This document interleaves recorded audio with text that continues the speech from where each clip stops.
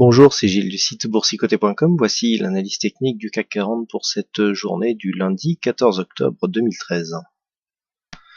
Avec aujourd'hui une séance peu volatile pour cause de jours fériés aux États-Unis, malgré tout donc une ouverture sur gap baissier qui découle bien sûr une séance légèrement haussière puisque nous gagnons presque 3 points sur cette séance avec un gain de 0,07% sur par rapport au cours de clôture de vendredi dernier. Donc une bougie qui ne marque pas une hausse fantastique mais qui s'inscrit dans la continuité de ce que nous avons eu avec ici cette forte hausse, phase de stabilisation ici sur cette bougie que je vous avais décrit, et encore une fois là donc on revient ici digérer cette hausse qui a été marquée suite à la cassure de cette résistance baissière. Donc pour l'instant le schéma ne change pas, ni la tendance. Alors du point de vue des indicateurs, nous avons un RSI qui continue à rester, à nous donner une certaine neutralité. On est haut, mais on a une course qui se maintient à l'horizontale.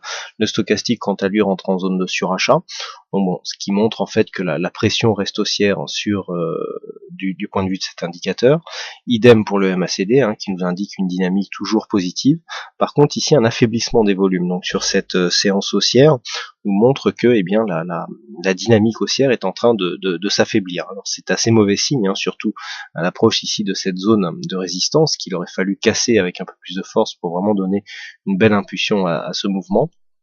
Pour l'instant, on est sur un échec de franchissement, même si ces zones de cotation, notamment jusqu'à 4238, ont été atteints en cotation future et CFD, mais on n'a pas validé ici sur le cash. Alors peut-être demain, puisqu'on vient ici clôturer sur le plus haut du jour, mais pour l'instant, en tout cas, ce n'est pas validé que nous ayons une cassure ici de cette zone de récent point haut.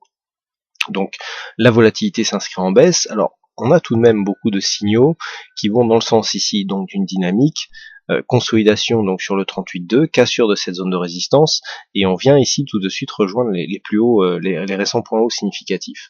Donc on est toujours dans un biais haussier.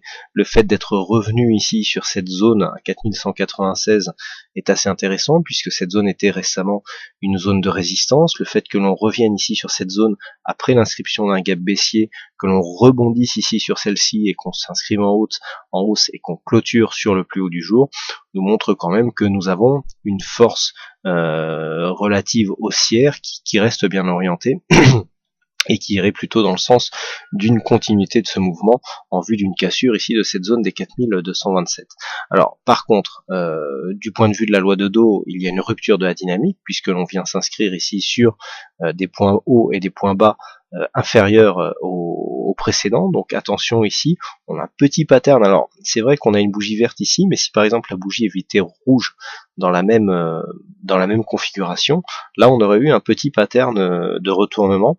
Bon là, le fait que nous ayons une bougie verte, je dirais, irait dans le sens d'une annulation de ce retournement, mais il faut faire attention. Donc demain, les points de repère en fait seront dans cette zone ici 4196, 4227, puisque sur une cassure ici des 4196, il y aura une forte probabilité que l'on vienne ici casser le plus bas du jour, et donc on entretiendrait une loi de Dow baissière, puisque nous avons aujourd'hui des plus hauts et des plus bas inférieurs au précédent. Par contre, sur une cassure ici de cette zone des 4227, de fait on aurait un retour donc de la loi de Dow sur une tendance haussière, et qui plus est, on confirmerait donc le fond de la tendance, puisque nous aurions ici phase de dynamique avec inscription d'un nouveau plus haut, consolidation donc sur le 38.2 et sur une ancienne zone de point haut qui est donc confirmée comme une zone de support et donc comme zone de point bas. Le fait que l'on ait une cassure ici et inscription d'un nouveau plus haut, eh bien nous placerait dans une continuité de cette dynamique.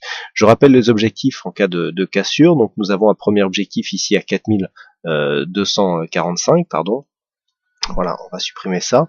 Et puis du point de vue donc d'une possible cassure et donc d'une accélération de cette tendance, l'objectif ici qui nous est donné par les extensions de Fibonacci nous emmène à 4302 points, donc sur qui sera l'objectif en cas de cassure haussière des 4227. Voilà donc ce que l'on peut dire sur cette analyse technique du CAC 40. Alors aujourd'hui il y avait une session du fixing et c'est Zelda qui gagne sur cette session.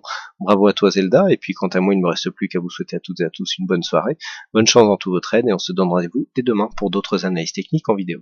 Bonsoir à tous.